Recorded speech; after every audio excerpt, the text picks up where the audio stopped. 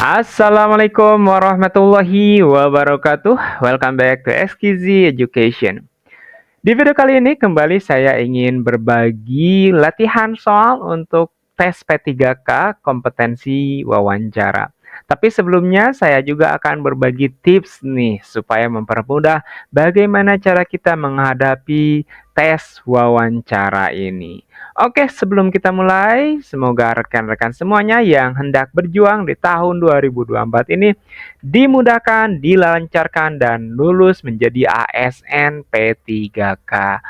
Oke, mari kita mulai latihannya.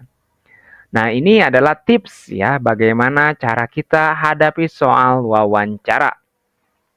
Yang paling pertama ya, kita harus memahami aspek kompetensi yang dinilai. Saya bahas aspek ini di video yang pertama, silahkan ditonton ya. Nah, aspek apa saja sih yang ada di wawancara ini? Yang pertama itu ada integritas, komitmen kerja, kerjasama, keadilan, etika, dan kepatuhan. Nah, itu adalah aspek-aspek yang akan muncul di tes P3K sesuai dengan peraturan terbaru dari Kemenpan RB. Jadi kita harus paham dulu aspeknya karena itu fondasi landasannya. Yang kedua adalah gunakan penalaran kritis. Jadi saat menghadapi opsi jawaban yang terlihat benar semuanya dan biasanya seperti itu karena pola HOTS adalah sama seperti itu. Jadi semua terlihat benar, tapi kita harus fokus pada konteks kasus, lihat kasusnya, lihat posisi kitanya, dan pilih jawaban yang paling logis dan relevan dengan nilai-nilai profesionalisme. Jadi lihat konteksnya, makanya pemahaman soal itu adalah yang paling penting. Kita harus paham betul soalnya itu konteksnya seperti apa. Latihan membaca kasus secara cepat dan tepat. Biasakan membaca soal yang panjang dengan teliti ya. Jadi paham ini untuk tujuannya memahami soal dan memahami inti kasus sebelum memilih jawaban terbaik. Itu jawaban. Untuk menemukan jawaban terbaik, pahami soalnya.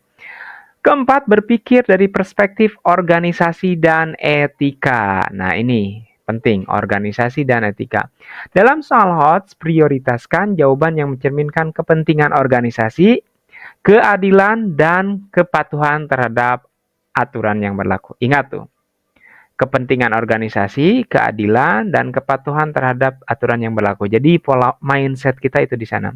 Review soal-soal sejenis. Latihan soal dengan tingkat kesulitan tinggi akan membantu Anda terbiasa menghadapi pola soal yang kompleks dan meningkatkan kemampuan analisis Anda. Nah, ini yang terpenting ya.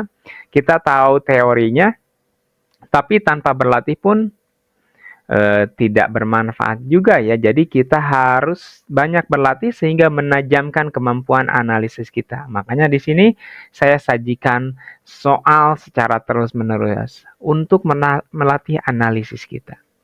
Oke, langsung kita berlatih saja untuk tes wawancara ini. Nah, sekarang saatnya melatih ketajaman analisis Anda. Nomor 21, Anda ditugaskan untuk memimpin proyek besar yang memberikan dampak ekonomi signifikan. Tetapi ada risiko terhadap kelompok masyarakat rentan. Apa langkah Anda? Pahami ya, ini ada proyek yang memiliki dampak signifikan, tapi juga ini akan memiliki risiko terhadap kelompok masyarakat rentan. Masyarakat rentan itu ini lebih halus dari masyarakat yang ekonomi bawah ya. A. Mengutamakan kepentingan ekonomi karena dampaknya lebih luas. B. Menunda proyek untuk mencari solusi yang tidak merugikan kelompok rentan. C. Melibatkan pihak ketiga untuk memastikan keputusan yang adil. D. Mengundurkan diri dari proyek karena tidak sesuai dengan nilai Anda. Kita langsung gunakan metode eliminasi. D. Sudah jelas ini bukan solusi. Termasuk juga C, ya ini cenderung lebih lama dalam prosesnya. Ingat proses yang logis yang bisa kita langsung aplikasikan. B ini mungkin. A ini kita agak kurang bijaksana di sini ya. Jadi sudah jelas jawaban yang paling tepat adalah B ya, menunjang proyek, menunjukkan pemikiran strategis dan kepekaan terhadap dampak sosial. Jadi kita harus tetap peka dan sambil juga mencari solusi yang berimbang. Itu untuk pertama. Selanjutnya, soal 22. Dalam situasi darurat, Anda dan tim harus menyelesaikan tugas penting, tetapi salah satu anggota tim menolak bekerja karena alasan pribadi. Bagaimana Anda menanganinya? Lihat situasinya darurat, ini ada tugas penting, tapi ada salah satu anggota nih yang kurang kooperatif. A. Memaksa anggota tersebut untuk tetap bekerja demi kepentingan tim. Ini ada kata-kata memaksa, konotasinya kurang pas ya. B. Mengalihkan tugas anggota tersebut kepada orang lain untuk menjaga efisiensi. Mencari tahu alasan pribadi anggota tersebut dan mencoba membantu. D. Menyelesaikan pekerjaan sendiri tanpa melibatkan anggota yang bersangkutan.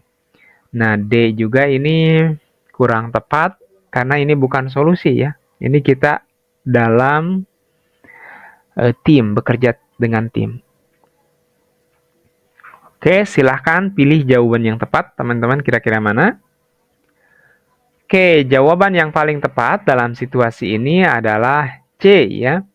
Jadi kita selesaikan dulu si orang tersebut karena kita itu tim ya. Tidak bisa kita mengalihkan pekerjaan kepada orang lain, nanti justru akan menjadi beban juga kan. Mencari tahu alasan pribadi menunjukkan empati, kerjasama, dan kemampuan memotivasi dalam situasi sulit. Jadi ini poin-poinnya ya, kenapa harus C. Jadi di sana ada empatinya juga, kerjasama, dan kita harus mampu memotivasi bahwa ini adalah bagian dari tugas dia juga. Gitu. 23.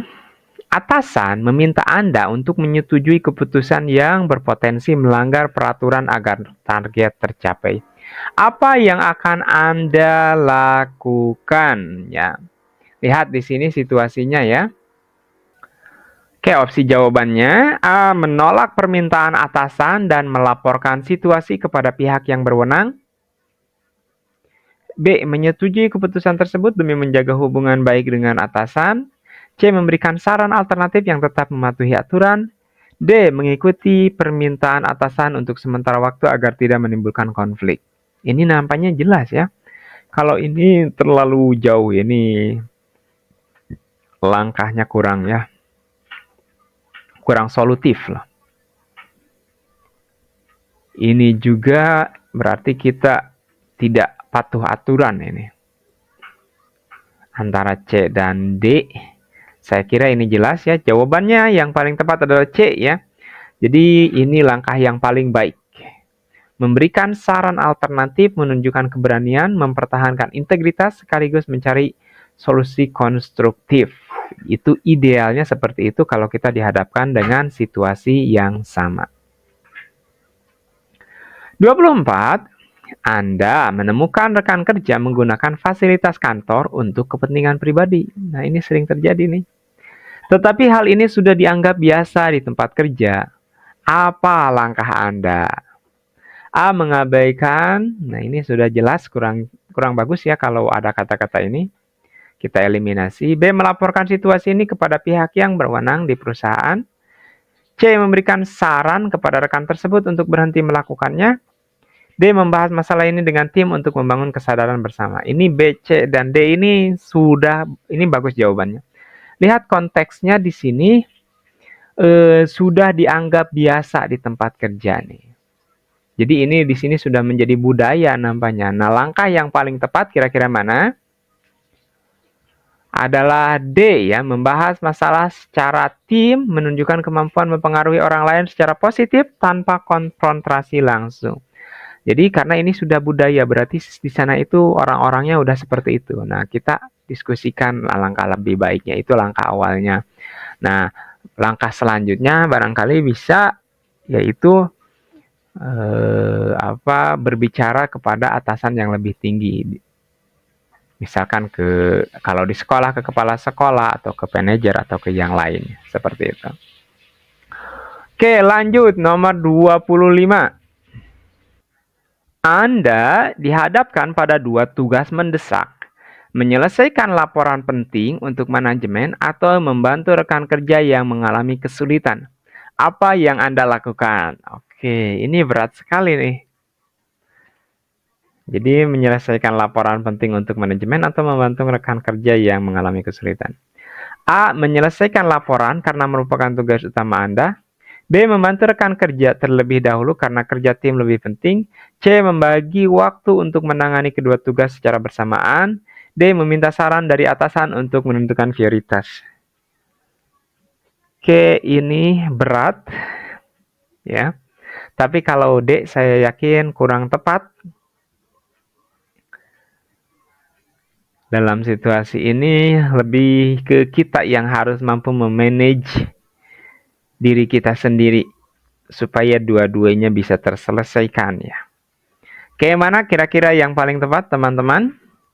Jawaban yang paling mungkin dilakukan dalam situasi ini tanpa harus melukai yang lain adalah C. Membagi waktu, menunjukkan kemampuan manajemen waktu dan mengambil keputusan yang seimbang ya. Jadi karena dua-duanya mendesak kan tadi konteksnya itu. Selanjutnya, nomor 26. Anda menyadari bahwa ada anggota tim yang sering tidak dilibatkan dalam pengambilan keputusan penting. Bagaimana Anda menghadapinya? A. Membicarakan situasi ini dengan pemimpin tim untuk mencari solusi. B. Membiarkan situasi tersebut karena itu adalah keputusan pemimpin. Saya kira ini kurang tepat. Kita eliminasi langsung. C. Mengundang anggota tersebut untuk ikut berpartisipasi di level Anda. D. Menyampaikan situasi ini kepada pihak HR untuk intervensi. Oke. A. Bisa jadi. C. Bisa jadi. D pun bisa jadi. Lihat di sini. Anda menyadari bahwa ada anggota tim yang sering tidak dilibatkan dalam pengambilan keputusan penting. Langkah yang paling mungkin bisa dilakukan ya. Pertama kali adalah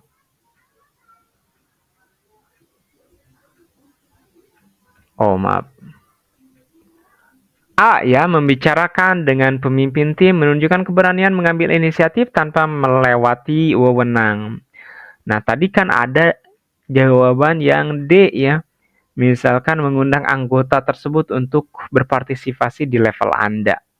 Nah, ini kan tidak jelas gitu. Maksud di level Anda itu seperti apa? Bisa jadi kan level kita itu lebih tinggi atau kita lebih berpengaruh gitu kan. Kita tidak pernah tahu. Jadi bisa jadi malah menyulitkan orang tersebut. Nah, ini adalah hal yang paling mungkin karena apabila pemimpin tahu, barangkali dia memiliki solusi yang paling baik. Kira-kira gimana supaya ini kan kasusnya itu ada anggota yang tidak dilibatkan dalam pengambilan keputusan, ya, tidak dilibatkan. Posisinya kan seperti itu. Mungkin bisa jadi tidak diajak rapat atau tidak diajak dalam misalkan ketika ada keputusan yang harus diambil tapi dia tidak diikutkan seperti itu kan posisinya. Oke, lanjut ke 27. Anggota tim Anda merasa tidak percaya terhadap keputusan yang Anda ambil. Apa langkah terbaik Anda? Oke, anggota tim Anda merasa tidak percaya terhadap keputusan yang Anda ambil. Oke. A. Meminta mereka untuk mengikuti keputusan karena Anda adalah pemimpin. B. Menjelaskan alasan di balik keputusan secara transparan. Ini bagus, B. C. Mengubah keputusan untuk menyesuaikan keinginan tim. D. Membiarkan mereka melihat hasil dari keputusan untuk membangun kepercayaan. Nah, ini juga mungkin bisa jadi bagus ya poinnya. Oke, kira-kira mana jawaban yang paling tepat dalam situasi ini? Adalah B ya. Jadi menjelaskan secara transparan. Ini menunjukkan kemampuan komunikasi dan kepemimpinan berbasis transparan. Jadi dengan adanya penjelasan, orang-orang itu akan melihat, oh apa dampaknya, apa alasannya. Jadi lebih transparan. Orang akan bisa menerima. 28. Dalam proyek internasional, Anda menghadapi kesalahpahaman budaya yang menyebabkan ketegangan dalam tim. Apa pendekatan Anda? Ini ada kesalahpahaman dalam budaya. Ini proyeknya konteksnya internasional. A. Mengadakan pelatihan budaya untuk semua anggota tim.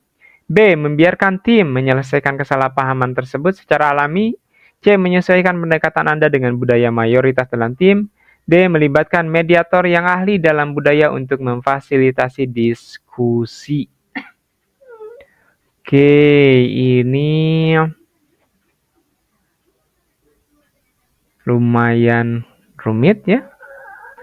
Jadi dalam tim itu ada kesalahpahaman budaya. Ini berarti intern dalam tim ya. Ketegangan dalam tim karena barangkali ini timnya itu berlatar belakang budaya yang berbeda dan ini tapi sifatnya internasional. Kira-kira solusi yang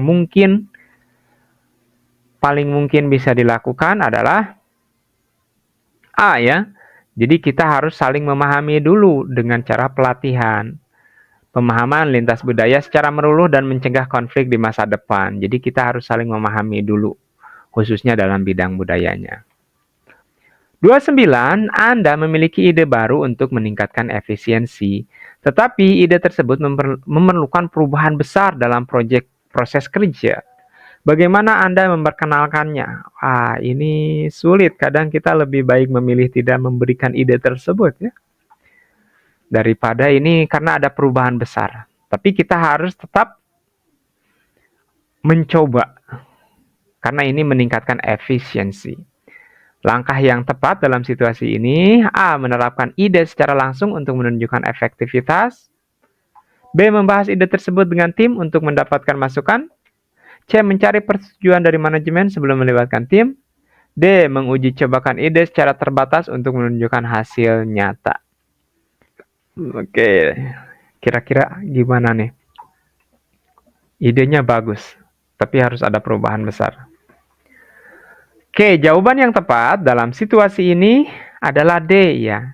Jadi ada uji coba dulu untuk menunjukkan pendekatan berbasis data dan mengurangi risiko perubahan besar. Jadi kita perlihatkan dulu. Jadi itu langkah apabila ada situasi yang seperti itu. Oke, 30. Tim Anda harus membuat keputusan penting, tetapi data yang tersedia masih belum lengkap. Apa langkah Anda? A. Menunda keputusan hingga semua data tersedia. B. Membuat keputusan berdasarkan pengalaman dan intuisi. C. Melibatkan tim untuk mengevaluasi data yang ada sebelum memutuskan. D. Meminta masukan dari pihak eksternal yang lebih berpengalaman. Oke, ini jawabannya silakan ditulis di kolom komentar teman-teman. Oke, semangat terus latihannya. Semoga bisa bermanfaat dengan soal-soal yang saya berikan. That's all. Wassalamualaikum warahmatullahi wabarakatuh.